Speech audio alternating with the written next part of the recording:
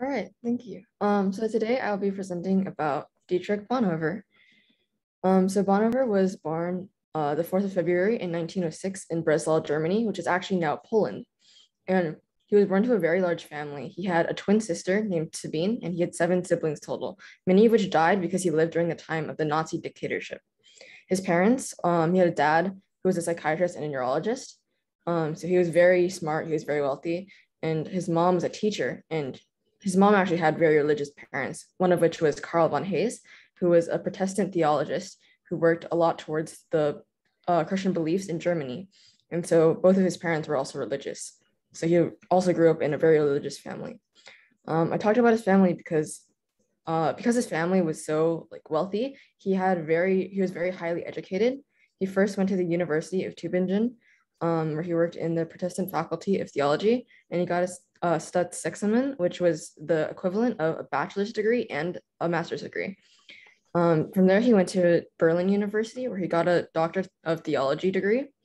And then after that, he went to study in the United States, where he did postgraduate studies and got his teaching fellowship in New York City's Union Theological Seminary.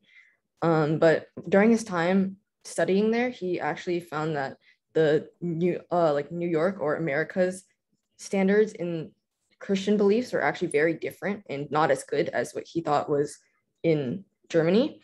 And from there, he studied under 2 people, Reinhold Niebuhr and Frank Fischer, who was a Black seminarian. And they introduced him to the Abyssinian Baptist Church in Harlem. And there he taught Sunday school for many people. As an adult, he went back to Germany, and he preached and taught the systematic theology. And shortly after that, he actually decided to dedicate himself to gospel-only teachings. So he would only teach based off the gospels and nothing more.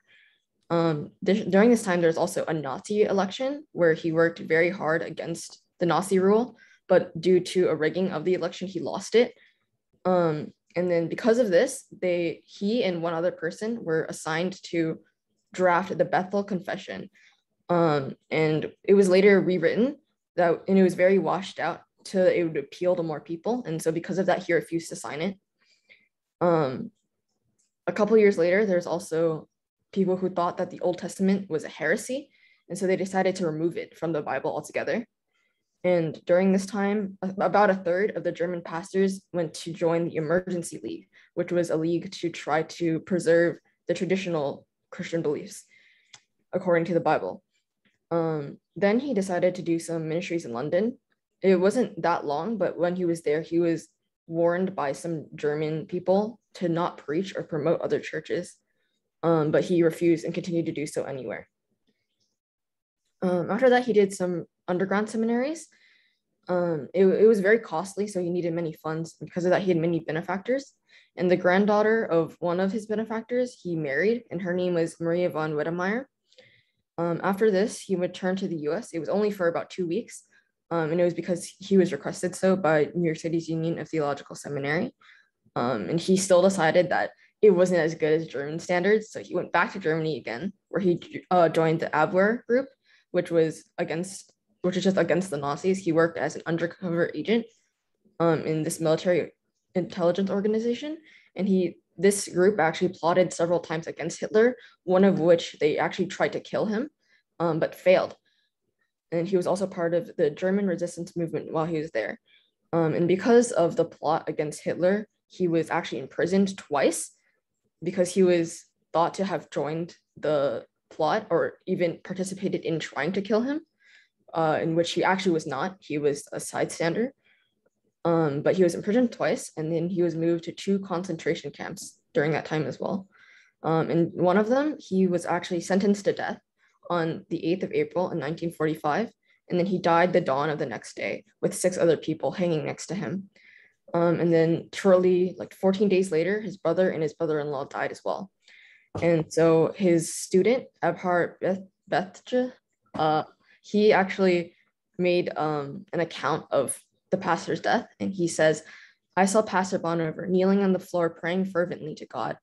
I was most deeply moved by the way this lovable man prayed, so devout and so certain that God heard his prayer at the place of execution. He said again in a short prayer and then climbed the few steps to the gallows, brave and composed. His death ensued after a few seconds.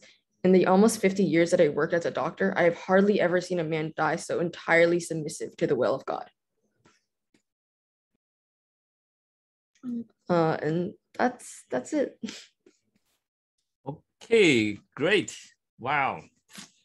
Bonhoeffer is one of my, is really my hero. I wish we have a chance to read more about him. This is a book, quite thick, his book, and written by Eric Matt Access. It's Bonhoeffer, pastor, martyr, prophet, spy. Wow. I think nobody would carry so many titles, right? So actually, you think about his time, it's very fitting for what we have now. Okay, so this is our final talk.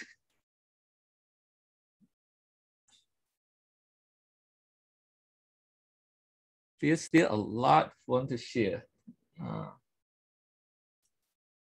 Hold on.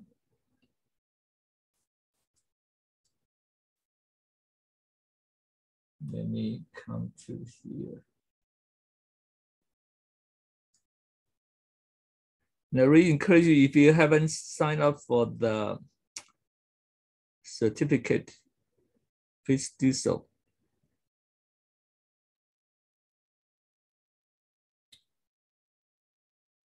Oh, still cannot see the part. Sorry about that.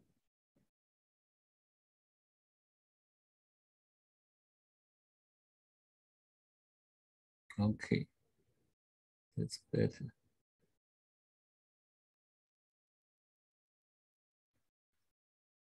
All right, you see it? Looks okay, the whole screen? Yep. All right, so let's see. Okay, you have everything due until August 31st. 7 mountains.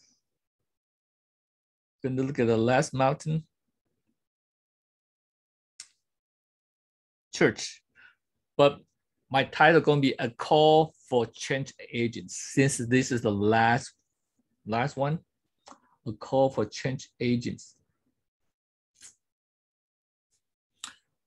We are each called to become change agents in every areas, every individual, person, mountain, and hopefully every mountains that will going to have God's change agent on the mountaintop. So we need leaders to lead us. Many people are warning us that the world is heading for disaster. Few are offering us advice on how to avert it. Of course, hopefully we see our world is heading for disaster. It's heading to the wrong directions. But that's not enough. We need to see how can we change that. A lot of some material I got it from John Stott's Issue Facing Christian Today. I feel this book is beginning and the end is very, very good. If you can use it as a reference book, I encourage you to read it. He said, although potential leaders are born, effective leaders are made. So the leader needs to be made, need to be shaped, need to be cultivated. And I hope many of you through this class will become that effective leaders, become God's change agents. And I'm going to point out four things for the leaders you have. If you Chinese only, okay. First is vision. To be a leader, you need to have a vision. We know this verse well. Emmanuel, can you read this? Proverbs chapter 29, verse 18. Where there is no prophetic vision or revelation, the people cast off restraint. Okay. originally here, vision actually is revelation. Okay, if there's no God's revelation, then we can do whatever we want. But in some sense, if we say we have the revelation, we have God's, then we also have a direction. And this vision is an acting of seeing, is an imaginative perception of things combined insight and foresight. So it's seeing something now but also seeing the future. I'm just going to give you a lot of quotes from the book. I found it very helpful. Man will not live without vision if we are content with the humdrum, the second best, the hand over hand, it will not be forgiven us. So you need to have holy dissatisfaction. We talk about this at the first class. Do you see something wrong? Do you see something when you look at the Bible, when you look at the world, or look at your own life, look at your own family? Do you see something that you want to have more? Especially today, you need to have this moral outrage. You know, we all know this story very well, Goliath and David, right? So here it is, for 40 days, Goliath just shouting, insulting God's army. But surprisingly, did anybody do anything?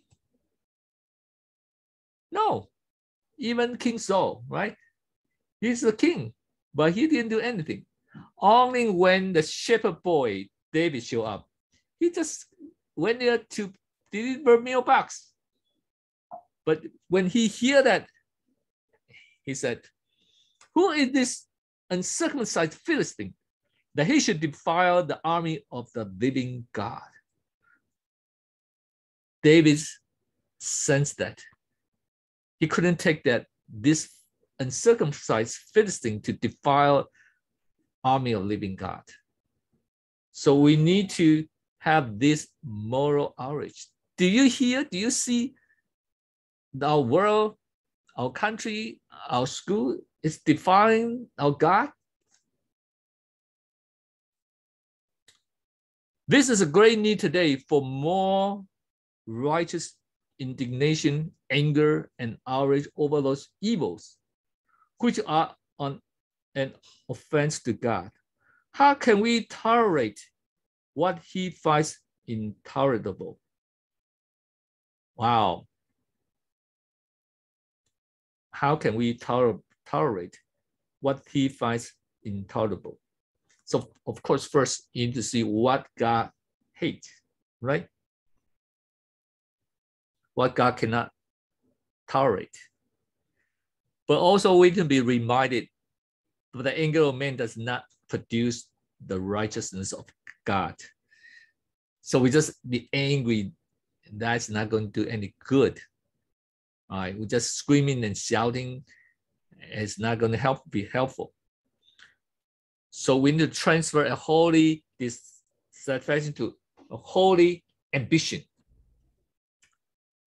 It is a component of the deep dissatisfaction with what is and the clear grasp of what could be. It begins with indignation over the status quo, and it grows into earnest quest for an alternative. I hope this class won't let us stop at holy dissatisfaction. We direct us to see, hey, that's a great alternative. And I feel like actually just a beginning. I want to dig into each area more. That church, what's the 7 mountains? Family, entertainment, arts, government, all these areas you want to be God's will more and see how we can impact those areas. You have a war to win. You want to guess who said that? Who said these words? Anybody?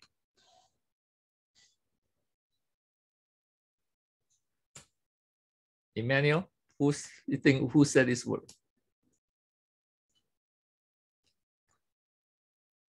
You'd be surprised. Marx concluded in the Communist Manifesto.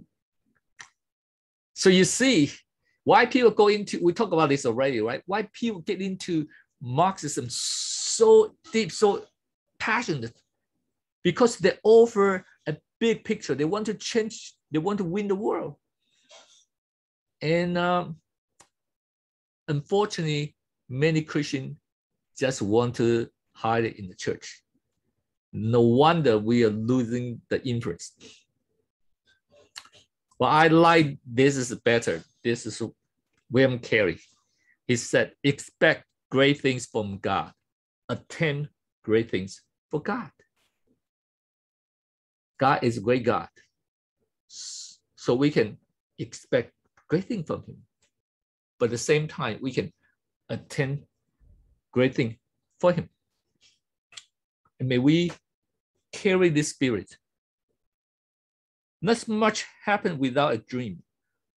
And for something great to happen, there must be a great dream. Behind every great achievement is a dreamer of great dreams. For many of you, especially you're young, I pray that you got inspired for the great dream for him, not your own American dream, but God's dream. So first, you need to have a vision. Do you see that? Okay. Second, you need to industry. You need to work on it. So dreamers have to become in turn thinkers, planners, and workers. And they demand industry or hard labor. People of vision become people of action. We all know this, like James said, faith without actions is death. Yeah, we can dream about all these good things, big things, but if you don't make it to action, nothing going to happen. I want to use this Nehemiah as an example. He was in Susa when he heard about a report that his Jerusalem, his hometown, was burning, the walls tumbling down. He was very sad. He was very sad. But he didn't stop there. He asked the king he served to send him back to rebuild it. That's the same thing we need to have. We don't just feel sad, okay, end time is coming. No, we want to take the action. But for him to take action, he need to pay the price, right? He can be very comfortably just working in the palace and his paycheck. But he said to the king, said, send me back. I want to rebuild the wall. Dreams and reality, passion and practicalities must go together. Without the dream and campaign lose its direction and its fire. But with hard work and practical projects, the dream vanished into the air. So we need to go hand in hand. We have a dream, but we also need to passion. We need to work on it. And in order to work on it, you need to out of your comfort zone. Life begins at the end of your comfort zone. And another time when kids told me that he heard this from his pastor said, comfort zone is a danger zone. Oh, that's interesting too. So may God help us out of our comfort zone. You need to get into the real life that out of comfort zone. As we said earlier, this will also want to focus on the church. We need to, in order to achieve our will, our church will need to refocus the task of the church. Let's try, if you want to find a type of boat to represent the church, what type of boat? Let's have some sharing. What type of boat you think represent best of the church? Anybody?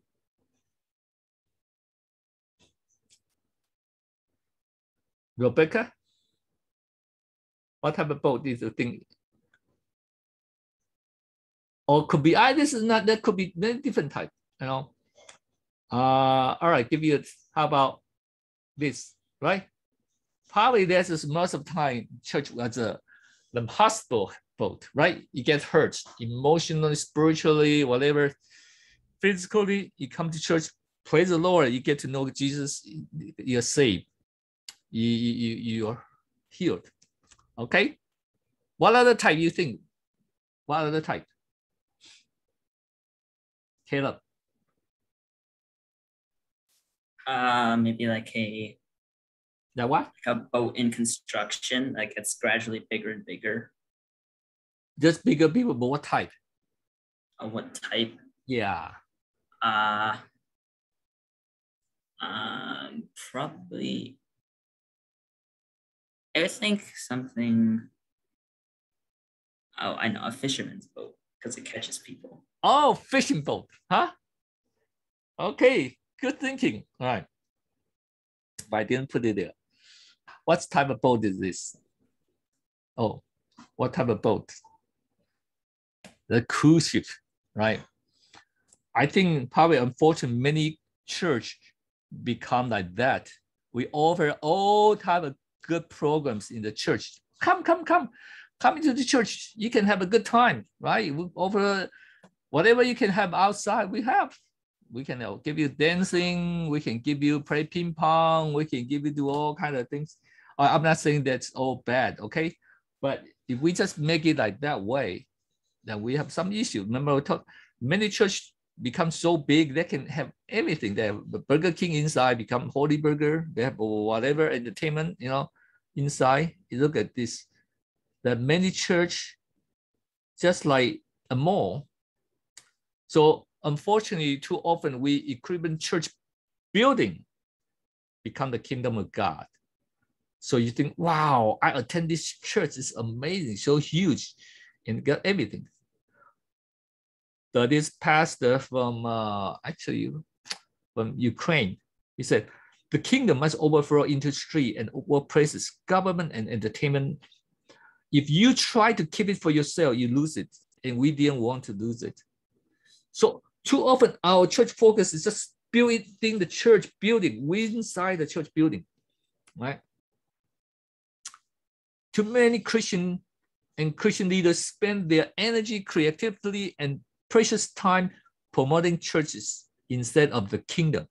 They believe that by building churches and ministry, they are building the kingdom. They think church and kingdom are practically the same. This isolation of the church from the world has led to, you see the point here? I don't need to, that we should have a new thinking. Church building is not equal God's kingdom. John Frame pointed, I think this is a better one. This is what's this? This is airplane carrier, right? And John Frame said, the church is the headquarters of God's kingdom. So her task is to take the gospel to all nations, to evangelize, nurture, and celebrate the presence of Christ. So if you think about church, it's the headquarters or it's airplane carrier. So it can go out to the most needed place, right? Just to take the gospel to all nations.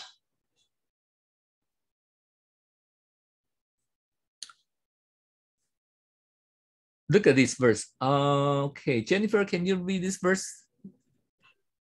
Ephesians 4:11-12. And he gave the apostles, the prophets, the evangelists, the shepherds, and teachers to equip the saints for the work of ministry, for building up the body of Christ. To equip the saints for the work of ministries. Okay, so my focus to equip. That's the function of the church, is to equip. So the Christian can do the work of ministry. All right. Too often that's all inward, right? So you know what to do, whatever you do, come into church, come to your CPA, or come to do accounting for church, You're a teacher, come to teach Sunday school here. You're artist, oh, do this for church. We need it. It's important. But shouldn't just stop there, right? We thought we building the big church, then we have fulfilled the Great Commission and the cultural mandate. No, we should go out. But before we go out, we need to have a biblical worldview. So that this is the place. That's why I dedicate my time to teach this. Otherwise, we go out, we just using the secular view. What's good about that? So after that, we send Christian out to every areas to be God's witness there, using God's biblical worldview, right? And I hope you're going to be sent out today. The gospel that does not deal with the issue of the day is not gospel at all. So we need to address the issue for today. We cannot just say believe in Jesus, yes, but what happened? What's the issue challenging us today? Probably some of you know this is former Arkansas Governor Mike Huckabee. Many years ago, I heard he say this story in person. He said when his kid was young, he brought them to Holocaust Museum in Israel.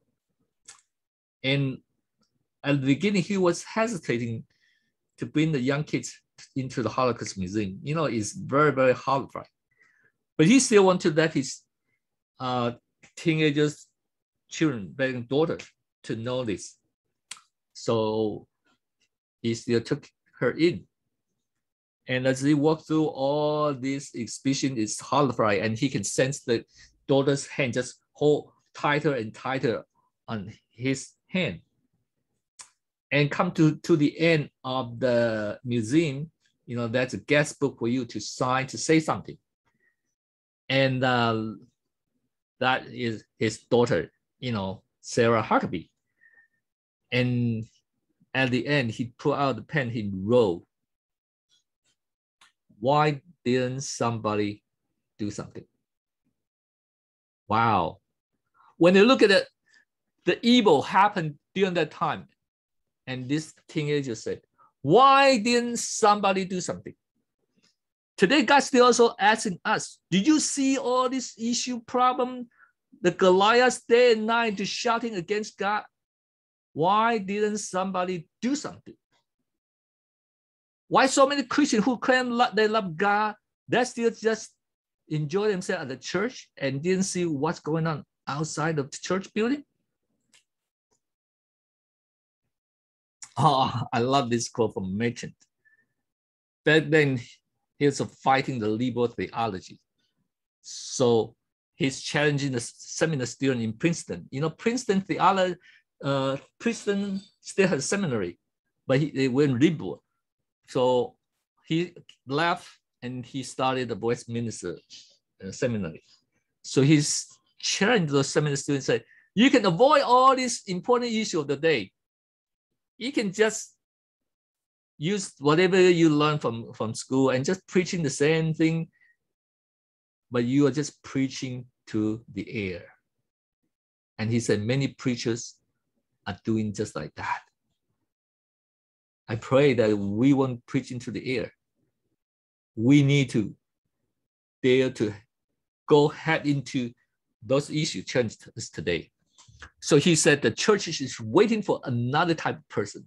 What type of person? We must be men and women who dare to wrest Christianity free from its fortress mentality, its sanctuary stronghold, and establishing it once again as the great life system and cultural force that acknowledges the Creator as sovereign over all. We want to avoid this. All you say, oh, we just talk about Jesus love you. All other thing, just Jesus love you. When you know Jesus love you, you know what to do. But if we never point out what teaching, what God say, how do they know? You see, the Great Commission is that also teach them to observe everything that Jesus taught us, God taught us. But we don't do it with anger. We don't with we see that we everything do it with negative view. We are not going to be helpful, and ourselves is not going to be happy. So we need to do it with creativity. Wednesday, I tried to say this, but I'm time. Well, I think this is a very interesting story. Benvir, the Russian prince, at this time, he decided to find a suitable religion for Russian. So he sent out many delegates to investigate Catholic Church, Muslim, Protestant, and Orthodox. So which one that pick? You know, what's the Russians' official religion? You know? Russian. Anybody? Nobody know? I know they are under Communist Party, but used to be they have a state religion. Do you know what's that? Parents? Orthodox. Orthodox Church, yes. Do you know why? Why they choose Orthodox Church? They send all these delegates. So they say they come back. Okay, when they come back, let's do a report. And that's what they say. Oh, sorry. They said this delegate went to Istanbul, and they said they cannot forget the beauty. They cannot forget the beauty of the Hagia Sophia, and they feel like, wow, God is serious. That's why they chose Orthodox Church, because the beauty. So I just thinking that this book, Beauty Will Save the World, is very interesting. It said apologetics, we can debate, defend for the gods that exist. This is very important. Ethic is say, oh, we shouldn't do abortion, we shouldn't do that Christian ethics. But something missing is aesthetics, the study of beauty and the experience of the beautiful. To a generation suspicious of truth claim and unconvincing by moral assertion, beauty has a surprising allure. Do you have the experience that say, people say, oh, just do this, do that. You know it's good, but you still don't want to do it, right?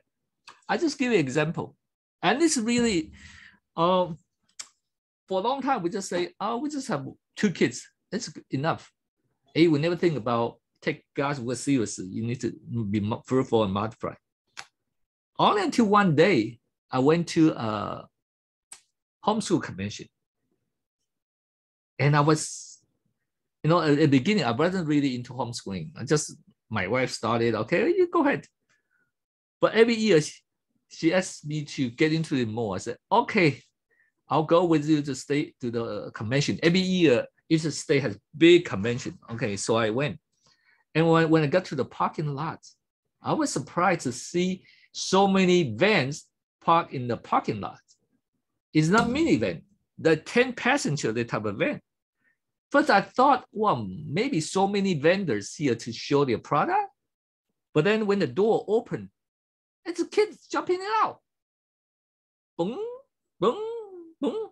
One by one, they're jumping out. And they are so well behaved. I was shocked to see that. Because I never see so many kids that can be so well behaved. I was attracted by the beauty. And then I went to the convention hall and I saw all this family with big kid, little kid, they all sit together. That's another amazing thing. Whoa. And that's why after that, I talked to my wife, I said, let's have more kids. So we need to show the world God's beauty. And they penetrate into from our mind to say, hey, I want that. So when I talk about this, we, instead of protesting, we need to build a beautiful presence within the world. Actually, I heard few testimony. One professor said why he became a Christian, that's because his roommate in college showed him the difference. Everybody went to party, everyone do a thing, but his roommate just reading the Bible, show him the Christianity and live a different life. And so he said, hey, I want that. Okay, so we need to have a beautiful presence within this evil world. So we need to have a creativity. We do develop the beauty of God's design. Last, we need to perseverance, because we all going to face opposition. So nothing going to be easy, just achieve. Perseverance is going to rise. And how we going to keep on doing? We need that perseverance. And this story also inspired me a lot from Chuck Colson's book. I hope you get to read it. He said, as the shadow of the dark ages fell over Western Europe, who emerged from the rubble? Who built Western civilization? Who? Yes. He talked about the end of the Roman Empire, when the Roman Empire was collapsed, invaded by barbarians. Who rebuilt the church? Who rebuilt the Western civilization? It's the Christian church. Too often we see that, we see many Christians say, this is the end time. We just hide in the church. Actually, yesterday, a Christian brother came to my home. That's exactly his point. He said, what's point? That's we're going to see this again. But for Christian back then, if you live in in 4th AD, 5th AD, Roman Empire collapsed. Probably you think that's the end of the world, right? But Augustine wrote a book, The City of God, telling no, that is not. In this book, it's very interesting how the Irish saved civilizations. The untold story of Ireland, heroic road from the fall of Rome to the rise of medieval Europe. When the Roman Empire fell, Rome, many Christians escaped to this place in Ireland, and they built those monasteries, stay inside. To do what? Guess. What do they do that inside there? Just live their life there to escape, stay waiting for the end time. Actually, many Christians are thinking about that now. I feel, listen, I heard, so some Christians, they want to buy a farm or something at the rural place and to get away from COVID, or even to just wait for the end of the day, the end of the world, isn't it? But they stay there, they copy the Bible, they copy the Western literature. For quite a long time, almost 100 years, Western Christianity survived by clinging up to praise like scaling Michael, a pinnacle of rock 18 miles from the Irish coast. They stay in those places, preserve the civilization. So from 650 to 850, almost more than half the commentary are written by Irish. Isn't it amazing? And that's another story. I don't have time to go. How the Irish became Christian is because whom? Who converted the Ireland to become Christian? Anybody know? Irish saint. Who's that? St. Patrick. All right, that's also another very interesting story. So after they copy the Bible, do this, then they fan out into the Europe and then convert those barbarians into Christians, and by building monastery. For a monastery to be established in the pagan area allowed the local population to see the application of Christianity to daily existence. As a monk, till the soil, welcome visitors, and carry out the office of the study and daily prayer, so aroused the saying that the monk civilized Europe, which crossed, book, and proud. Oh, it's so interesting. That monk, the monastery in the pagan place, become a showcase for people to see how they live. And then bring in the gospel and the civilization and the work ethic. So there's another book said the Udi Swarm become a hermitage, religious house, a farm, abbey, village, seminary, school, learning, and a city. So you see, Christianity is not just a church building. It can transform a culture, but started from a small monastery. Maybe today our home could be the monastery. When people come into our home, they see a different culture. They see the beauty. Imagine you go into the home, you see there's no conflict, no shouting, no screaming. People, you see the kids so respectful, obeying the parents. You see the parent is so godly, they can teach their kids. Isn't it see the beauty of that? And that's, I pray that the family will be the cultural center. And from that, expand it to the church. And people come into your home, come into the church, they say, wow, I see something different here. So this is my final plea. And actually is Chuck Colson's. For such time as this, maybe someone can, Ian, can you read this for us?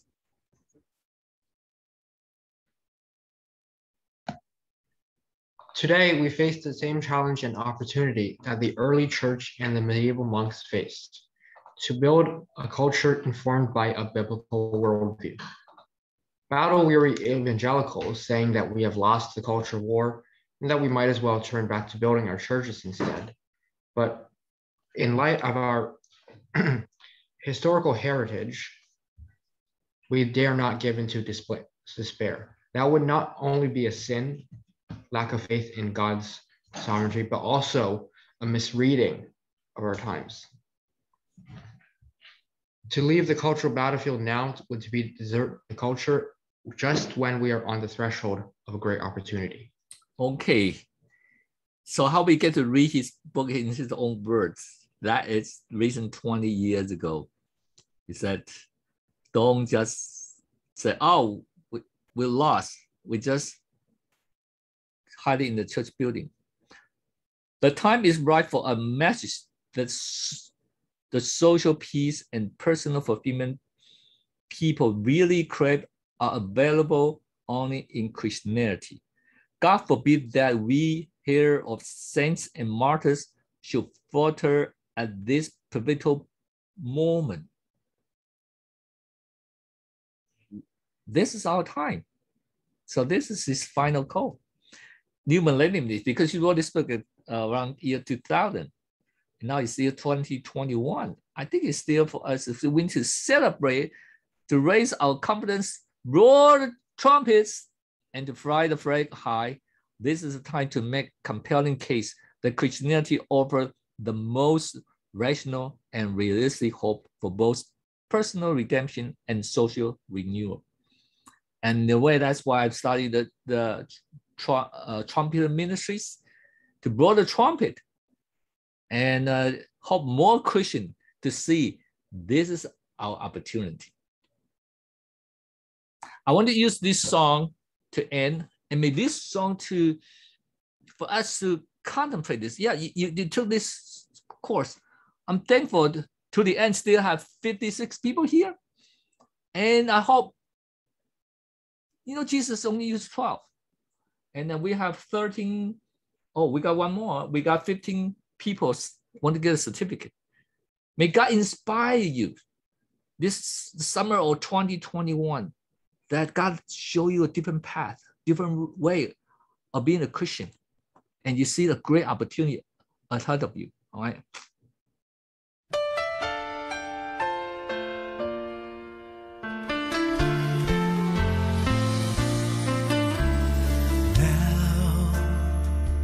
All I have is now, to be faithful, to be holy, and to shine, lighting up the darkness right now. I really have no choice but to voice the truth to the nations, the generation looking for God. For such a time as this, I was placed upon the earth to hear the voice of God and do His will, whatever it is. For such a time as this, from now and all the days He gives, I am here, and I am His, for such a time as this.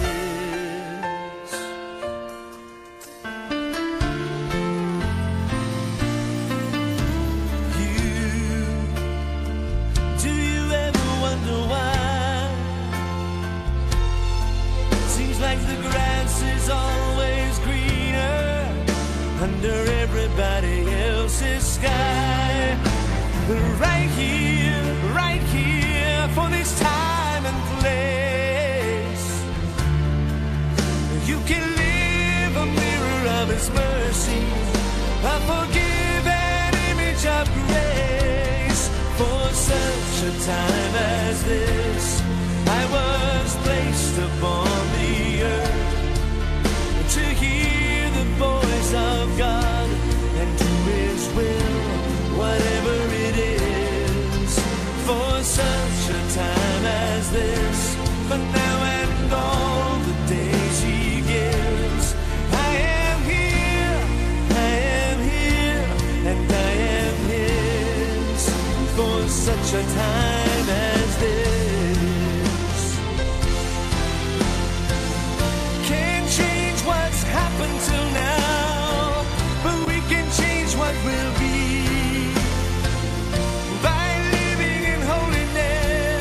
That the world will see Jesus. For such a time as this, I was placed upon the earth to hear the voice of God and do His will, whatever it is.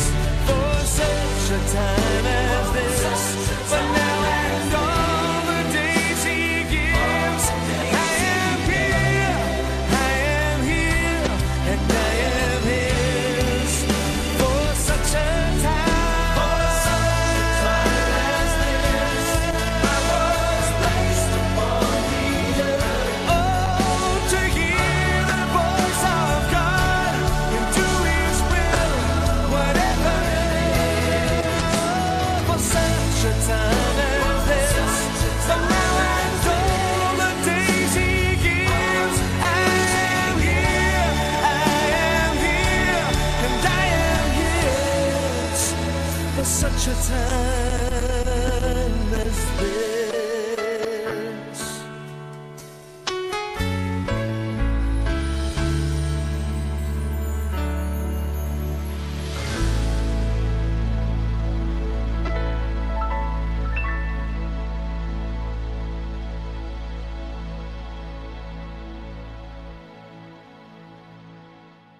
Let's pray. Yes, Lord, for such a time like this, that you gather us and you compel us to take this course. Lord, this is just a beginning, that you show us a path that our life could be used by you in so many different ways. Lord, we thank you for the pandemic. We thank you for whatever happened last year. So wake us up that we know that we still have the chance to do greater things for you. We don't want to just hide in the church building anymore.